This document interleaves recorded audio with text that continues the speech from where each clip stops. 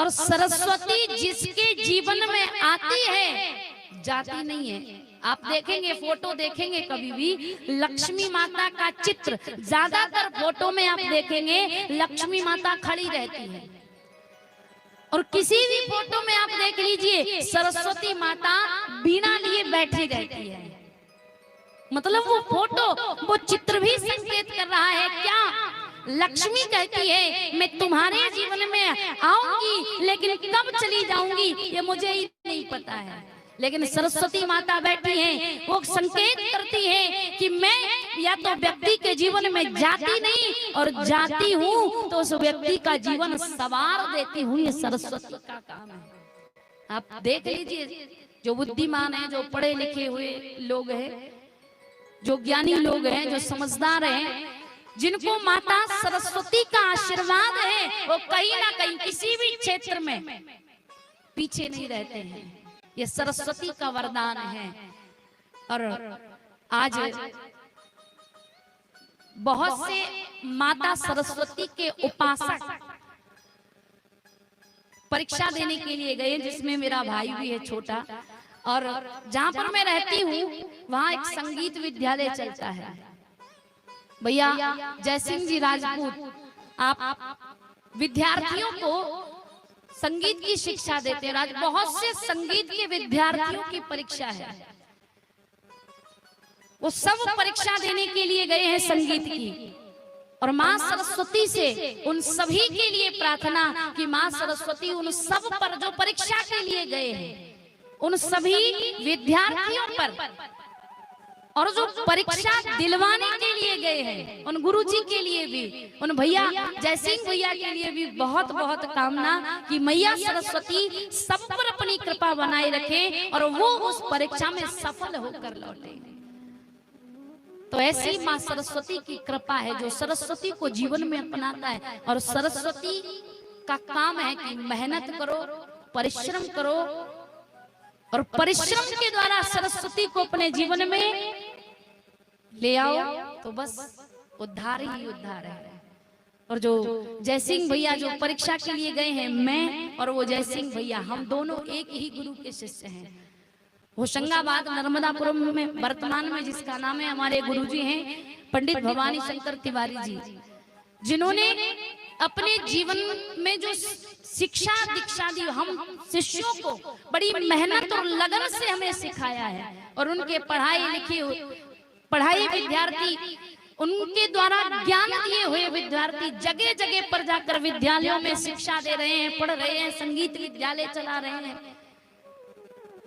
ऐसे मैंने भी ऐसे गुरु से शिक्षा प्राप्त की है, जो आप सभी के बीच में थोड़ा बहुत जो माँ सरस्वती का आशीर्वाद है, गुरुजी का आशीर्वाद है, जो आप सभी को सुना रही हूँ। और एक वो भैया जिन्होंने उन गुरुजी के आशीर्वाद से संगीत की विद्या प्राप्त की, वो विद्यार्थियों को पढ़ा रहे हैं। और उनमें मेरा छोटा भाई सत्यम भी बहुत अच्छा तबला वादन करता है, जो आज विद्यार्थी बनकर परीक्षा देने गया है। तो ये माँ सरस्वती की कृपा है, जिसके जीवन में आ जाए वो जाती नहीं। लक्ष्मी चंचल है, आती जाती रहती है। ये व्यक्ति चाहता है धन हमारे जीवन में आए, संपत्ति हमारे जीवन में आए, लेकिन ये धन संपत्ति ये मेहनत करके, ये परिश्रम करके हम पा लेते हैं। लेकिन जीवन में अगर पाना है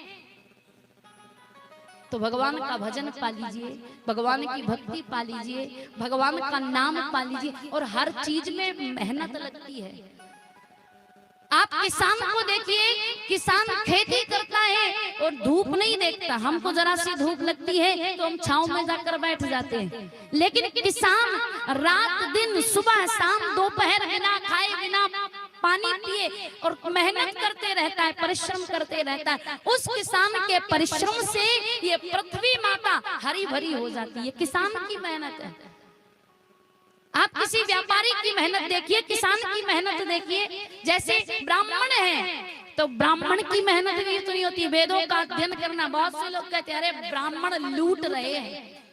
बोलना क्या, करना क्या है, बोलना ही तो है, बोलना कैसे भी है, लेकिन विद्यालयों में जाकर विद्यार्जन करना। वो छोटे छोटे विद्यार्थी जो विद्यालयों में पढ़ते हैं, आप उनको देखो, 4 बजे रात से जिनको जगा दिया है। आप अपने घर के बेटे को 4 बजे नहीं, कभी 8 बजे उठाकर देखना, दिमाग खराब हो जाता है 10 साल के बच्चे का।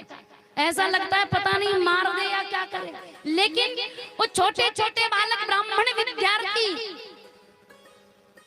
विद्यालयों में, गुरु आश्रमों में 4 बजे रात से उठ जाते हैं, और चाहे ठंडी हो, चाहे गर्मी हो, चाहे बरसात हो, उनको 4 बजे स्नान कर लेना है और वेद पाठ के लिए बैठ जाना है। ऐसे ऐसे कठिन मंत्र जिनके बारे में हम सोच भी नहीं सकते, उन मंत्रों को उनको पढ़ाया लिखाया जाता है, और उन मंत्रों से पढ़ लिख कर वो ब्राह्मण विद्यार्थी वेद अध्ययन करके, शिक्षा अध्ययन करके आते हैं और हमारे कल्याण के लिए पूजा पाठ का कार्य करते हैं।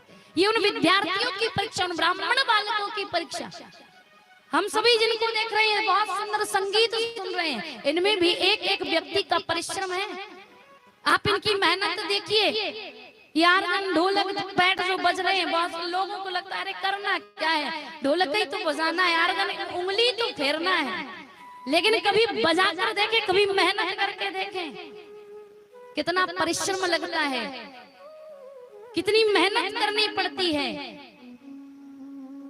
हर व्यक्ति का हर कार्य में बहुत मेहनत होती है, बहुत परिश्रम होता है, बहुत उसकी जो दिनचर्या होती है उसके अनुसार उसे कार्य करके उसको समय देना पड़ता है, तब जाकर ये सब कार्य हो पाते हैं। इसलिए जीवन में जो मानव तन हमें भगवान ने दिया, इसके लिए भी हम परिश्रम करें, क्योंकि धन के लिए हम बहुत परिश्रम करते हैं, पर धर्म के लिए, भगवान के लिए परिश्रम नहीं करते, भगवान की भक्ति के लिए परिश्रम नहीं करते, और भगवान के भजन के लिए, भक्ति के लिए, नाम के लिए अगर थोड़ा भी परिश्रम कर लेना तो इस मानव जीवन का कल्याण हो जाएगा।